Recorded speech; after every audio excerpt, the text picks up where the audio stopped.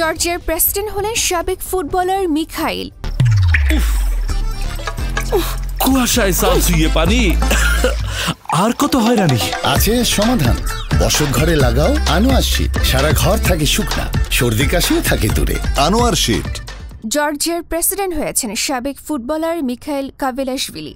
বিভিন্ন শহরে ইউরোপীয় ইউনিয়নপন্থীদের বিক্ষোভের 16 দিন পর দেশটির পার্লামেন্ট শনিবার এ নিয়োগ চূড়ান্ত করেছে। জর্জিয়ার ক্ষমতাসীন দল তাদের ক্ষমতা আরও দৃঢ় করেছে, যা বিরোধীদের মতে দেশটির ইউরোপীয় ইউনিয়নে যোগদানের আকাঙ্ক্ষায় বড় ধাক্কা এবং সাবেক সাম্রাজ্যবাদী শাসক রাশিয়ার জন্য একটি বিজয় করে।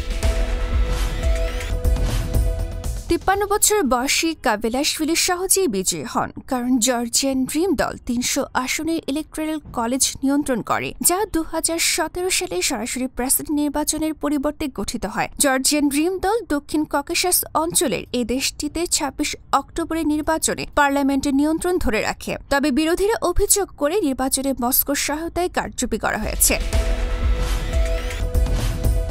উল্লেখ্য, রাজনীতির ময়দানে আসার আগে ফুটবল খেলতে দেখা যেত কাভেলাশভিলিকে। ম্যানচেস্টারে 2 বছর খেলেছিলেন তিনি। খেলতেন স্ট্রাইকার পজিশনে, পাশাপাশি জর্জিয়ার জাতীয় দলেরও খেলোয়াড় হয়েছিলেন কাভেলাশভিলি। আন্তর্জাতিক ডেস্ক, গণমানুষের আওয়াজ।